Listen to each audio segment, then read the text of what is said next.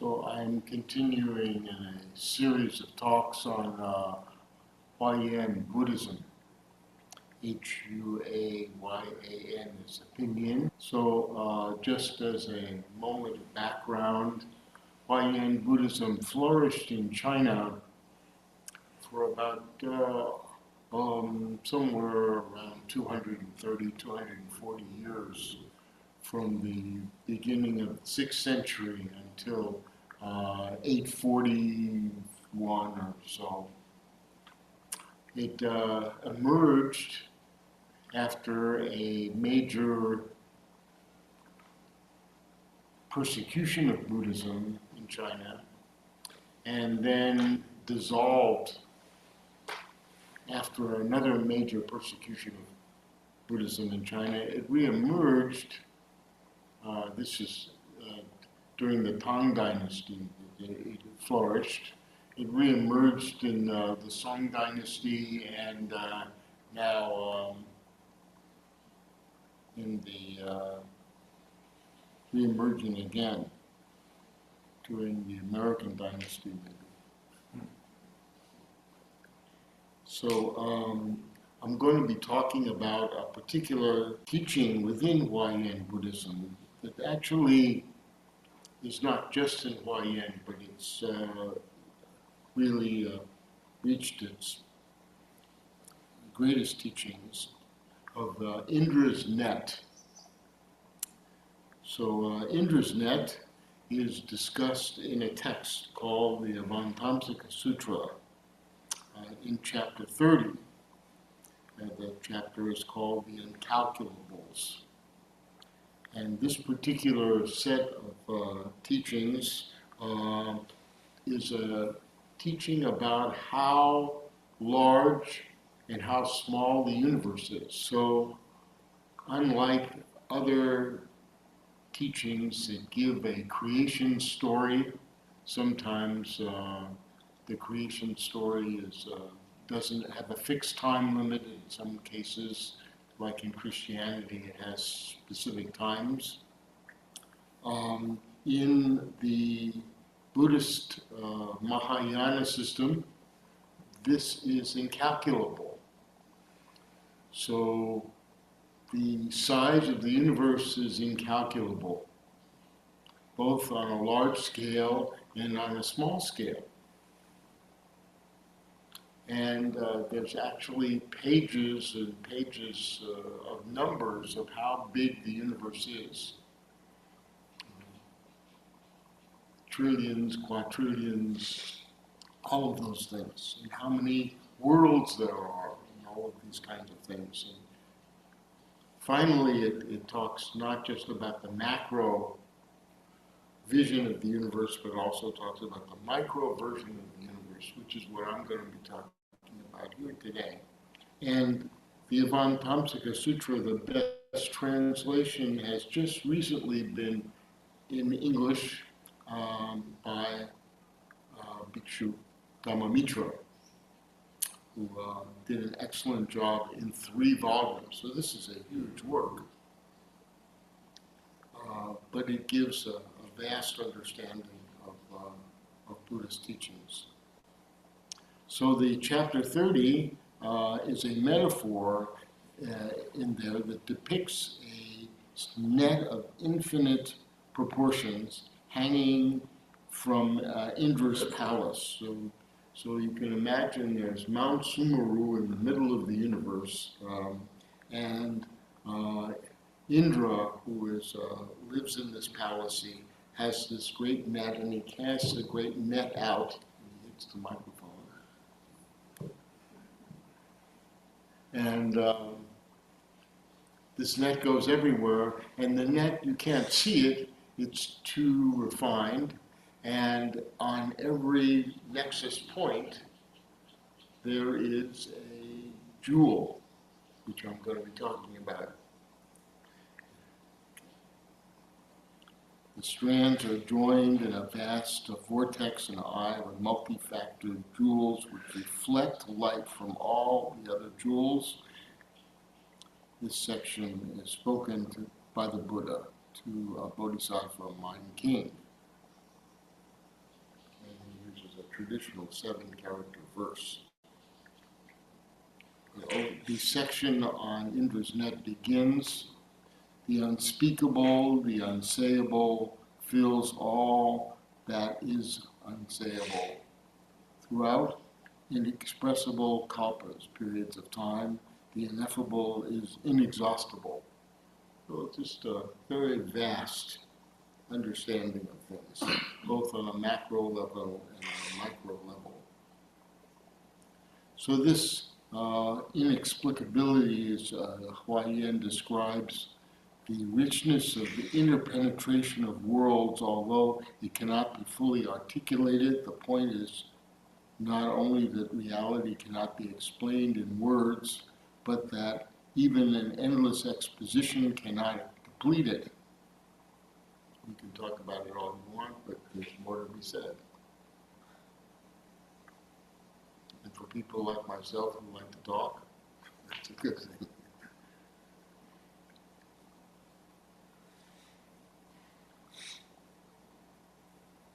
So, shortly thereafter, the inexpressible Buddha lands are all broken down into fine dust. Within a single dust particle are countless worlds, all as with one, so with all.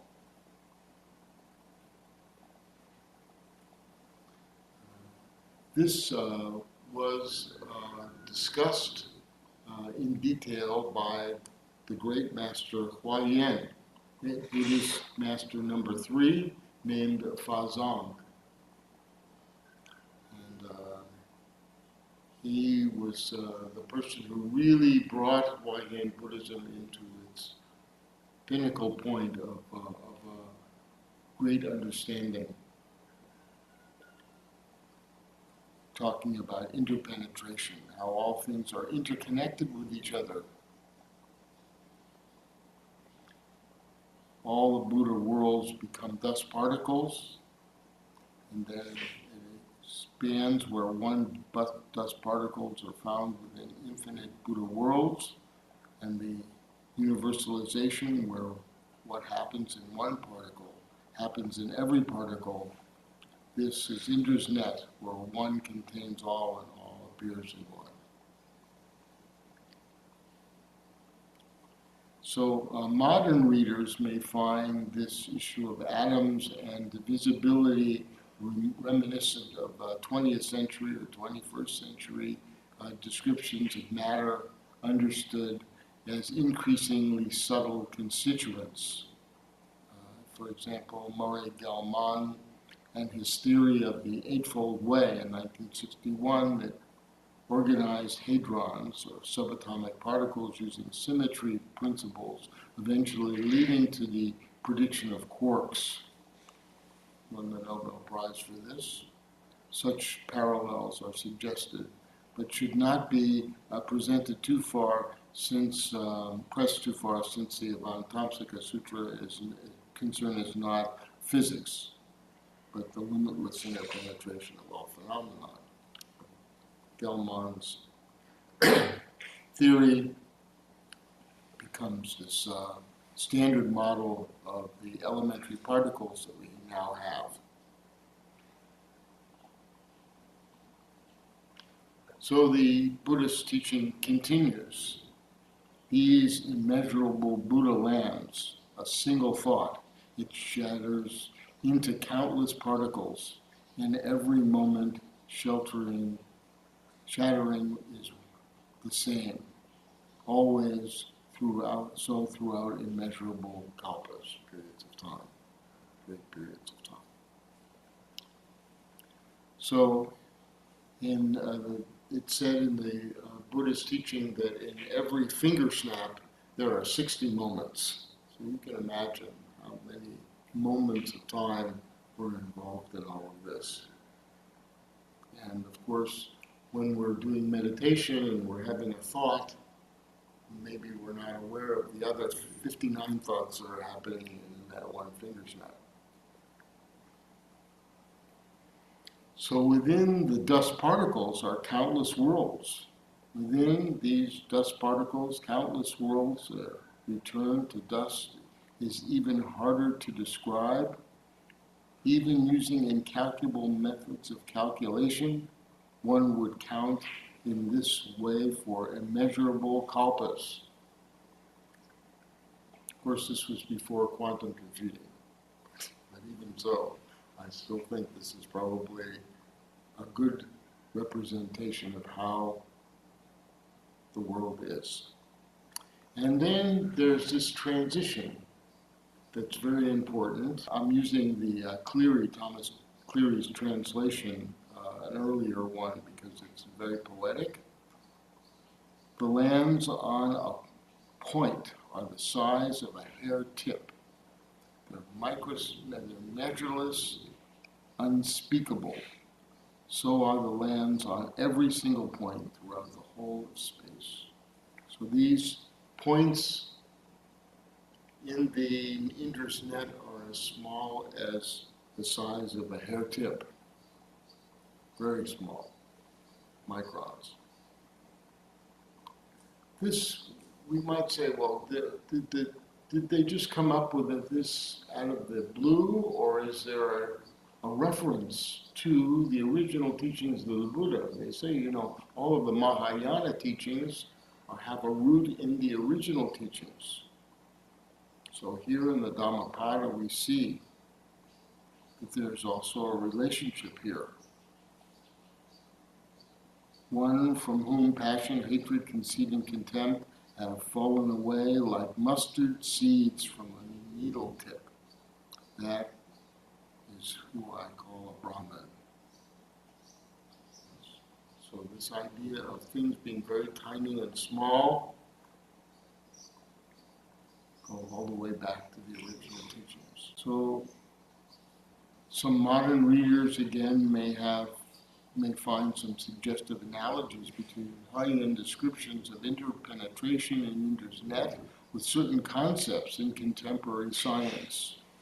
These include holographic principles in theoretical physics, quantum field theories, string theory, which apparently separate particles arising from underlying fields, and string theory's vision of reality as interconnected fabric.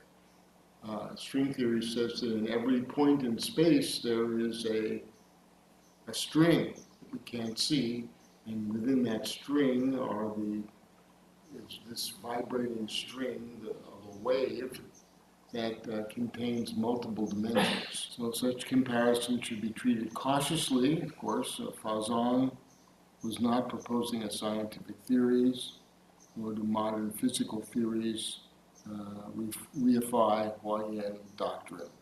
Nevertheless, concepts such as holography and other images of interconnectedness may provide useful analogies for modern readers attempting to understand how Huayan described the manifestation of phenomenon without an independent or inherent substance.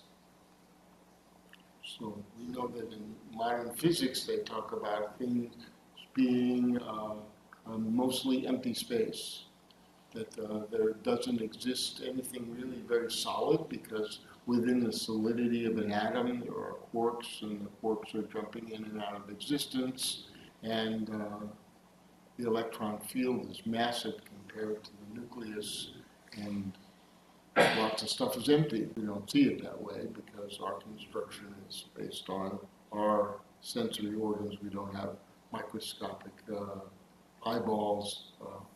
We don't see things from the point of view of a large hadron collider. So the poetry of the next 52 lines is extraordinary and eloquent. These subsequent verses continue describing the vision of interpenetration through a series of increasingly elaborate images. The text describes words manifesting and appearing each within the other. So inside of the jewel, there are countless Samanta disciples, disciple of the Buddha, Bodhisattva.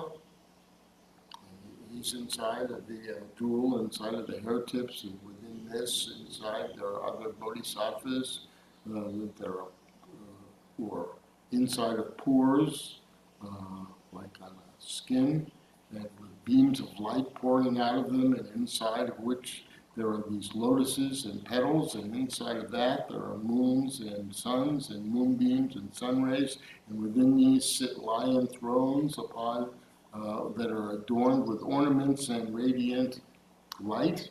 You can see that things have to get smaller and smaller, and inside of that are, of course, the Buddhas. So Fazang wrote about this in his commentary in the Tang very massive work, and he talks about it's translated as the record of the search for the profundities of the Huayan Sutra. The Huayan Jing is this Chinese version of the Avatamsaka Sutra, and he talks about giving a commentary on the gates of Indra's net. So here's a little depiction, a drawing of what this might look like to Fazang maybe, or to us. So we have Mount Sumeru, and this is all inside of a hair tip, and Indra on top, and casting out this giant net of jewels. Everything is reflecting something else. So there's no substance here. It's just all a matter of reflection. All reality is a matter of reflection, of things interconnected. So Fazang was very well known for his metaphors and stories. He enjoyed teaching using the different methods.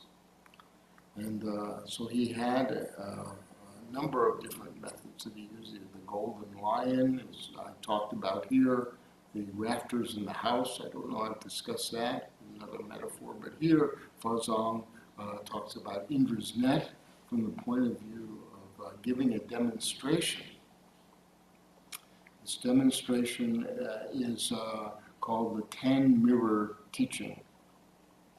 And there's no existing account of Fazang himself writing about this. And so there are several different versions of this. One is that he's teaching Empress Wu. Probably not. And then there's another one where he's in a monastery outside of the central capital, the western capital of Tang Dynasty, Chang'an, which today is modern-day Xi'an, which is where the terracotta warriors are. It's a big translation center there as well at that time. This is where Xuanzang did his translation of the Changwei Shulan, for those people who are familiar with this, the Yogacara text. But here, Fazang, he is going to give a demonstration to try to show his students on the mountain, Mount Zhongnan, at the monastery there. He wants to show them how this reflection works. So he gives a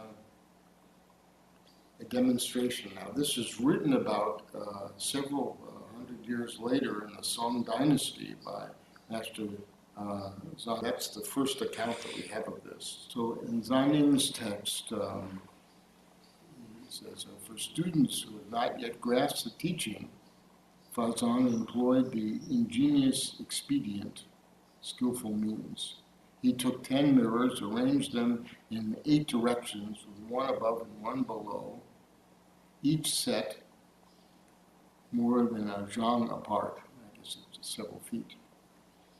And the mirrors faced one another, and in the center he placed an image of a Buddha lighting a torch to illuminating it. The reflections interacted and the radiance crossed throughout.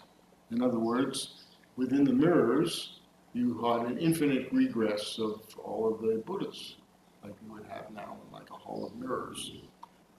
By this, the students came to understand the principle that the ocean of Buddha realms mutually interpenetrate without end. Fazang's skillful method of teaching and conversion were all of this sort. Yes.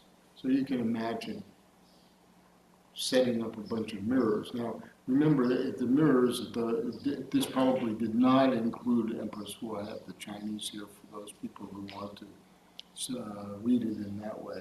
It appears as though many sinologists have fallen into perpetuating the hagiography, the fable, that Fazang put this demonstration for Empress Wu, although this embellishment is entertaining and speaks to the relationship that Fazang had with the monarch, there remains the issue of questionable authenticity. So in those days, the ancient mirrors were made of bronze and they were polished.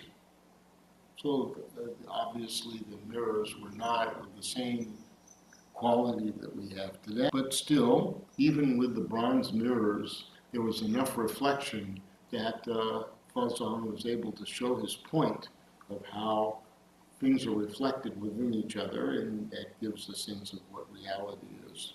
So here's a drawing of Master Fazang giving his talk. And there's the Buddha statue in the middle, and there are the infinite regress of all the Buddhas in the statue. So, holographic brain.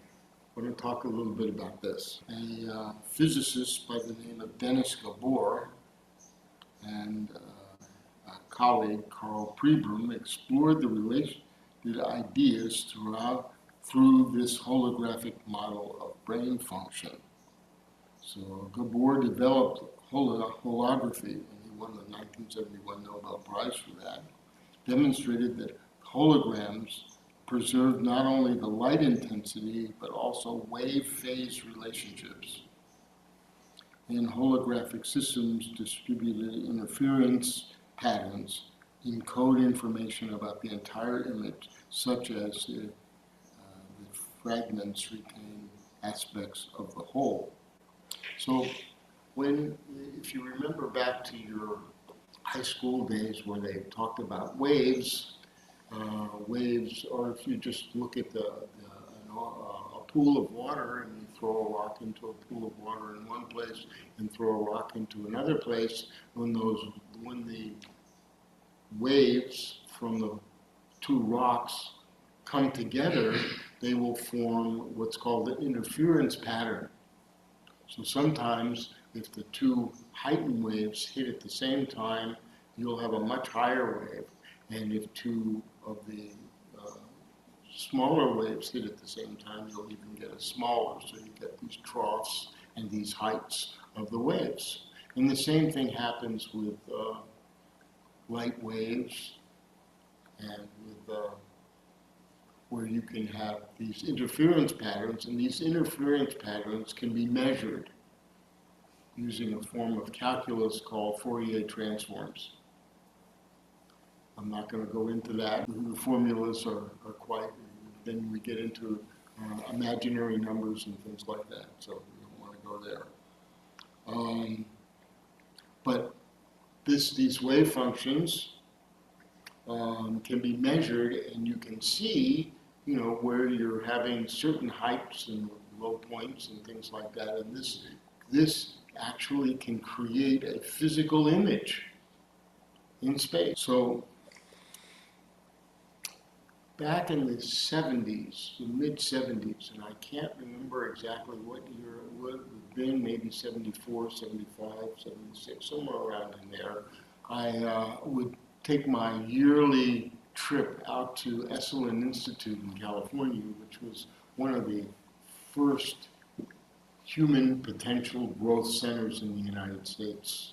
Lots of therapists would hang out there, and there was a tremendous amount of interaction between the different modalities of science, psychology, philosophy, body work, all of that kind of stuff was integrated with each other.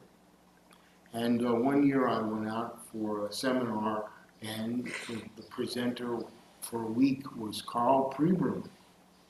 So I got to hang out with Carl Pribram. There were about 20 or so of us in this seminar, and I was practicing therapy at the time, so we were kind of interested in how this was connected to how people view the world. So we had conversations about how this impacted how people see things. And Gabor was trying to create a mathematical model using Fourier transforms. And Pribram was interested. Pribram was very well known. He was the person who did the first mapping of the limbic system in the brain. Kind of a big deal. Still very accurate to today. Well, it's gotten more refined. So in my conversation with Pribram, he said, "Oh, when we're done with the seminar, are you going back to San Francisco?" And I said, "Yes." He says, "Go to Ghirardelli Square, and there's a shop there that's selling holographic toys." So I went there and I saw several holographic toys, one of which was this one here, and I purchased it. It wasn't too expensive.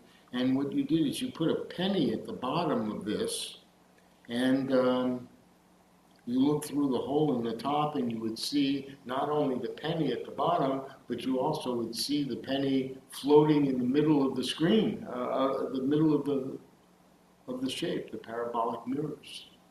And I thought, oh, this is really cool. Somewhere in a box in my house, I have this.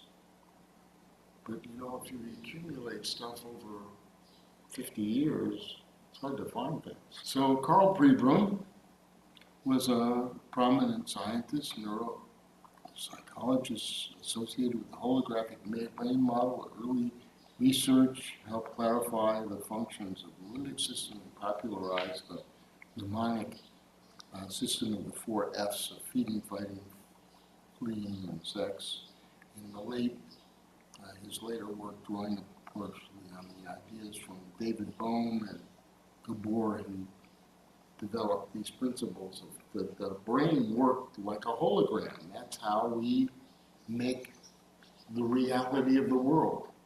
You know, when we see something, we just using vision.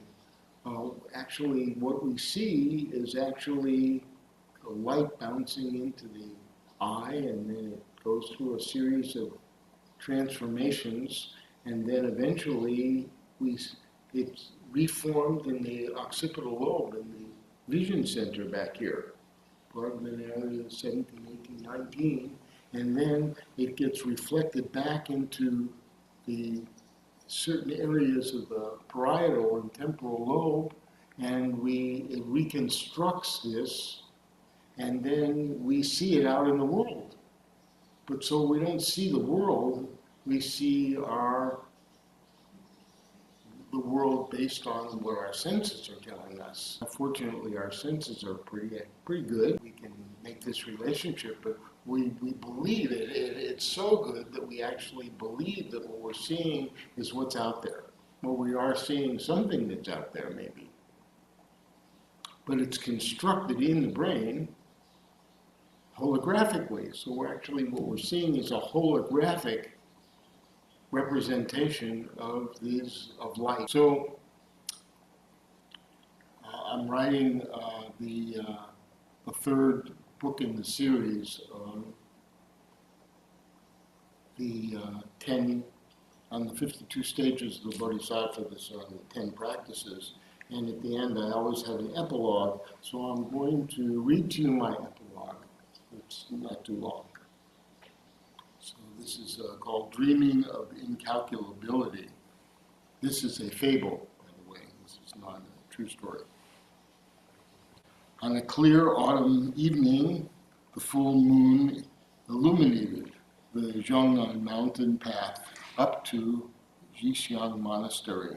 A group of workers accompanied the opticalist, Xiankuan, as he led an entourage of white oxen pulling mysterious carts.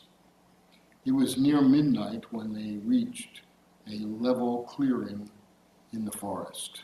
Quietly, without fanfare, as if performing a ritual dance, the workers carefully began constructing a roundish superstructure.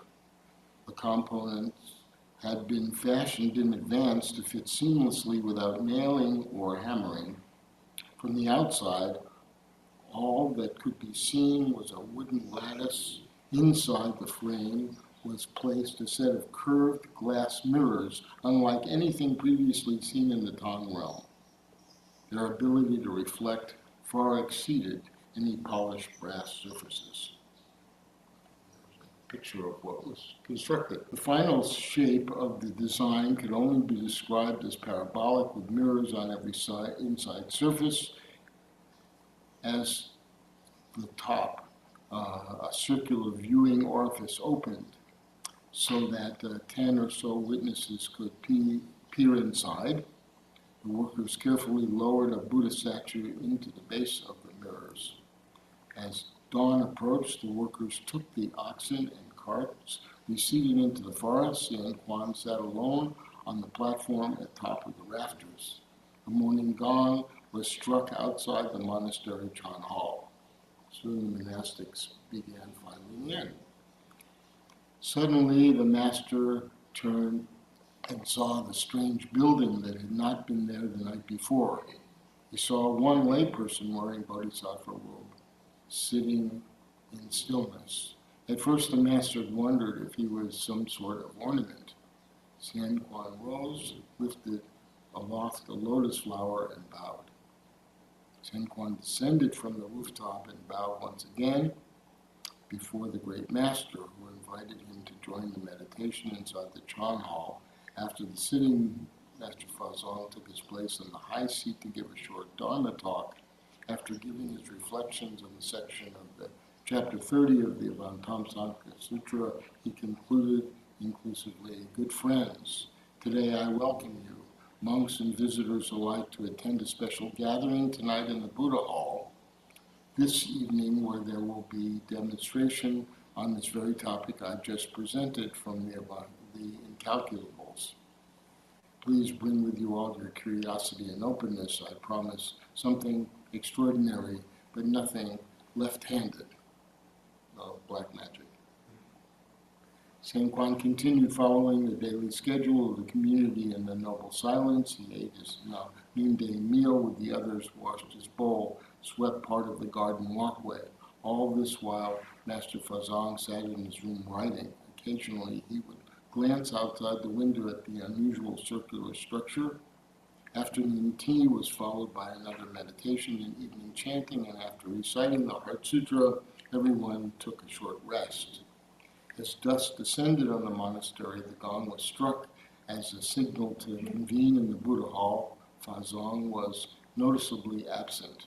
In his place was the senior monk, who lit a torch, illuminating the central Buddha statue, who was immediately reflected in the 10 surrounding polished these would be bronze mirrors, placed such that the Buddha image was seen in infinite regress. All in attendance gasped at the demonstration of how every point in space, each jewel reflects all other jewels, creating our manifested phenomenal reality. As dusk descended on the monastery, the gong was struck. So here's the demonstration here. As we see, a senior monk broke the silence. Amazement, good friends, our master has often taught that one contains the many and many contain the one. Tonight he has asked us to contemplate this carefully. Where had the master gone? While all were observing the Hall of Mirrors, Fazang had ascended to the roof of the mysterious house of rafters. He reached the pinnacle and peered down into the opening at the top. Xiankuan had lit a torch inside the parabolic mirrors. Fazang saw the Buddha statue floating in space, a complete embodiment image. Here it is.